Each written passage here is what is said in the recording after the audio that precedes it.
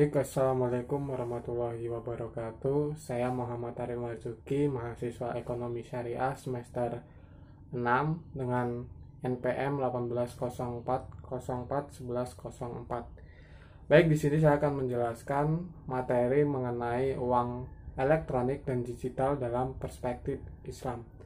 Sebelum kita masuk ke materi, bahwasanya yang mau saya jelaskan terlebih dahulu yaitu mengenai pengertian uang elektronik.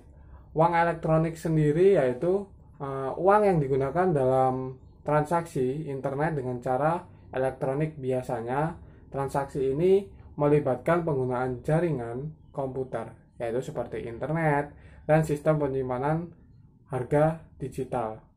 Uang elektronik sendiri itu memiliki nilai tersimpan yaitu stored value ataupun prabayar yaitu prepaid, di mana sejumlah nilai uang disimpan dalam suatu media elektronik yang dimiliki seseorang. Nilai uang dalam e-money atau uang elektronik akan berkurang pada saat konsumen menggunakannya untuk pembayaran.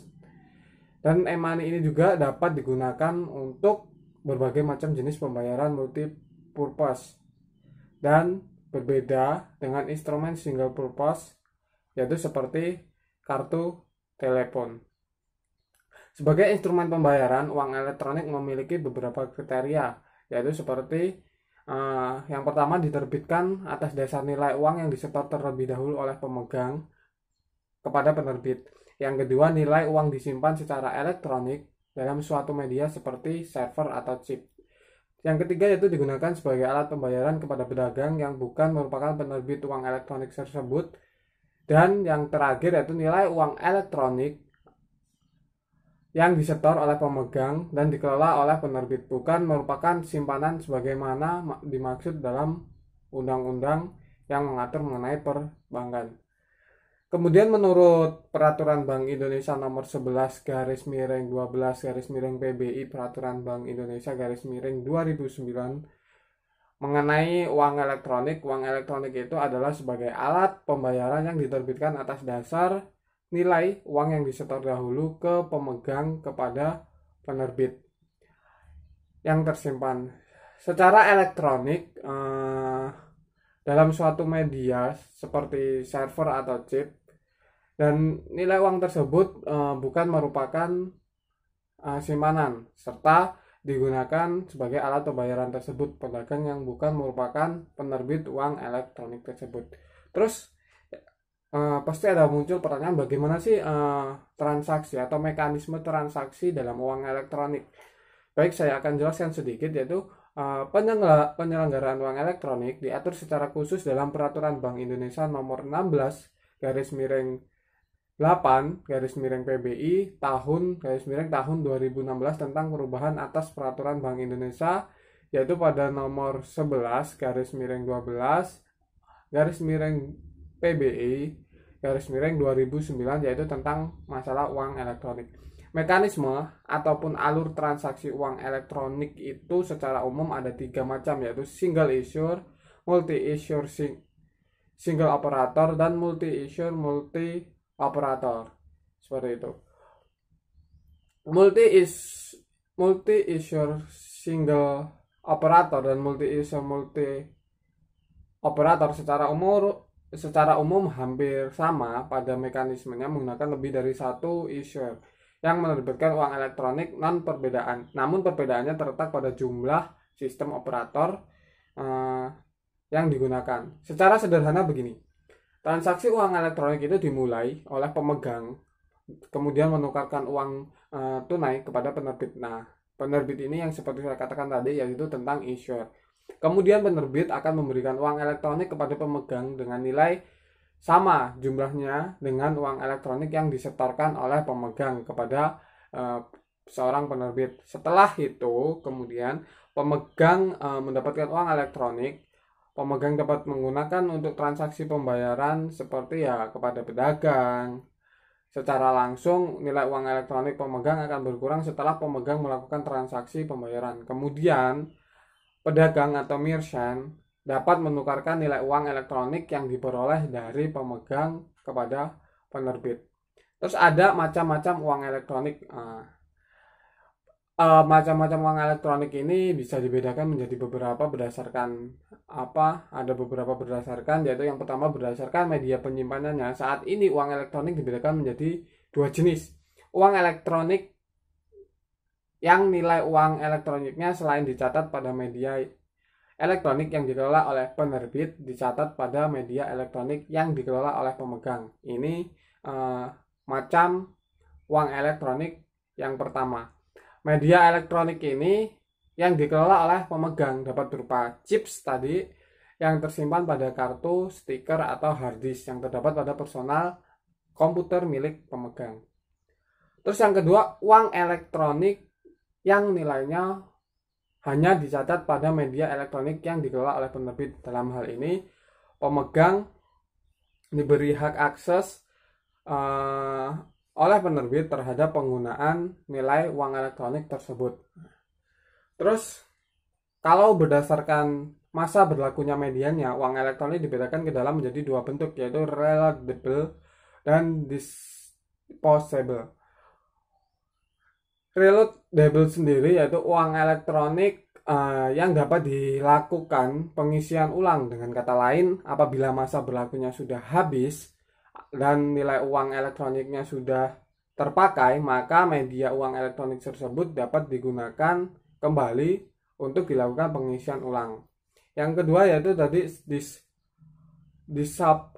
disposable, yaitu uang elektronik yang tidak dapat diisi ulang apabila masa berlakunya sudah habis dan atau nilai uang elektroniknya itu sudah terpakai, maka media uang elektronik tersebut tidak dapat digunakan kembali untuk dilakukan pengisian ulang. Jadi ya otomatis diganti gitu. Kalau berdasarkan jangkauan penggunaannya, uang elektronik dibedakan menjadi yang pertama yaitu single purpose, yang kedua multi purpose. Nah, untuk yang pertama, single purpose adalah uang elektronik yang digunakan untuk melakukan pembayaran atas kewajiban yang timbul dari satu jenis transaksi ekonomi. Misalnya nih, uang elektronik yang hanya dapat digunakan untuk pembayaran tol, uang elektronik yang hanya dapat digunakan untuk pembayaran transportasi umum, biasanya melalui kartu-kartu dan lain sebagainya. Untuk yang kedua yaitu multipurpose, yaitu uang yang digunakan untuk melakukan berbagai pembayaran atas kewajiban pedagang kartu terhadap berbagai hal yang dilakukan. Contohnya seperti suatu uang elektronik yang dapat digunakan dalam beberapa jenis transaksi tersebut. Penggunaan uang elektronik untuk pembayaran tol dapat juga digunakan untuk membayar telepon, transportasi, minimarket, dan lain-lain. Terus yang terakhir yaitu berdasarkan pencatatan data identitas pemegang uang elektronik, yaitu dibedakan menjadi dua. Uang elektronik yang data identitas pemegangnya terdaftar dan tercatat pada penerbit. Yang kedua yaitu uang elektronik yang data identitas pemegangnya tidak terdaftar dan tidak tercatat oleh penerbit atau unregistered. Yang keempat yaitu tentang mengenai akad yang digunakan oleh uang elektronik. Nah, ini akad yang digunakan oleh uang elektronik itu adalah akad wadiah atau akad kod. Dalam hal ini akad wadiah maka perlu ada ketentuan sebagai berikut. Jumlah nominal yang pertama, jumlah nominalnya harus bersifat titipan yang dapat diambil atau digunakan oleh pemegang kapan saja. Yang kedua, jumlah uang elektronik yang diterima tidak boleh untuk penerima penitipan atau penerbit. Yang ketiga yaitu dalam jumlah uang elektronik yang dititipkan digunakan oleh penerbit atas izin pemegang kartu. Yang keempat yaitu otoritas yang terkait wajib membatasi penerbit dalam penggunaan dana titipan dari pemegang kartu. Yang kelima yaitu penggunaan dana oleh penerbit tidak boleh bertentangan dengan prinsip syariah ataupun perundang-undangan. Dalam hal akad ini sendiri adalah ada juga tadi yang seperti saya sebutkan yaitu akad kod. Maka berlaku ketentuan dan batasan akad kod sebagai berikut. Jumlah uang elektroniknya bersifat hutang yang dapat diambil serta dapat digunakan oleh pemegang kapan saja. Yang kedua, penerbit dapat menggunakan atau menginvestasikan uang hutang dari pemegang uang elektronik. Penerbit wajib mengembalikan jumlah pokok piutang pemegang uang elektronik kapan saja sesuai kesepakatan. Yang keempat yaitu otoritas terkait wajib membatasi penerbit dalam penggunaan dana pinjaman, hutang ataupun pemegang kartu dana float. Yang terakhir, penggunaan dana oleh penerbit tidak boleh bertentangan dengan prinsip syariah dan peraturan perundang-undangan. Di antara kedua akad tersebut yang dapat digunakan penerbit dengan para pihak penyelenggar uang elektronik atau prinsipal, acquire, pedagang, merchant, penyelenggara clearing, dan penyelenggara perusahaan akhir, yaitu adalah akad ijarah, akad jualah, akad wakalah bil ujrah. Di antara akad yang dapat digunakan antara dengan layanan digital adalah yaitu tadi seperti yang saya sebutkan. Terus yang masuk ke dalam inti yaitu bahwasanya uang elektronik dalam perspektif Islam itu seperti apa? Pada dasarnya sama seperti uang biasa karena memiliki fungsi sebagai alat pembayaran atas sebuah transaksi yang kita lakukan untuk jual beli barang ataupun jasa. Dalam perspektif syariah, hukum uang elektronik adalah halal. Kehalalan ini berdasarkan apa? Berdasarkan kaidah setiap transaksi dalam muamalah pada dasarnya diperbolehkan kecuali jika ada dalil yang mengharamkan, maka saat itu hukumnya berubah menjadi haram. Oleh karena itu, uang elektronik harus memenuhi kriteria dan ketentuan sesuai dengan prinsip-prinsip syariah. Faktor lainnya yang menjadi alasan kehalalan uang elektronik adalah karena adanya tuntutan kebutuhan manusia akan uang elektronik dan pertimbangan banyaknya kemaslahatan yang ada di dalamnya. Prinsip syariah uang elektronik sudah ada ataupun sudah diatur dalam Dewan Syariah Nasional Majelis Ulama atau DSN MUI, yaitu Fatwa DSN nomor 116 garis miring DSN MUI garis miring 9 garis miring 2017 tentang uang elektronik syariah. Fatwa ini menjelaskan tentang kriteria uang elektronik dalam prinsip syariah, yaitu biaya yang pertama biaya layanan fasilitas, biaya real sesuai dengan prinsip ganti rugi atau ijarah. Dana ditempatkan pada bank syariah tentunya. Terus dalam kartu e-money hilang jumlah nominal uang yang ada di penerbit tidak boleh hilang.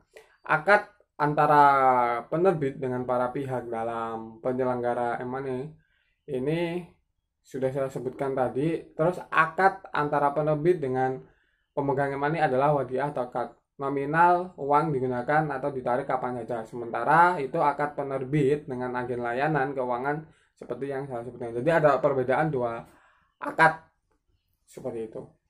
Mungkin itu saja penjelasan singkat dari saya mengenai tentang uang elektronik dalam perspektif Islam. Pada intinya uang elektronik itu dihalalkan selagi tidak ada dalil-dalil yang mengharamkan, dan tentunya dalam melakukan transaksi atau prakteknya itu menggunakan landasan-landasan yang bersifat syariah ataupun akad-akad yang bersifat syariah. Agar apa? Ya agar tidak merugikan satu sama lain.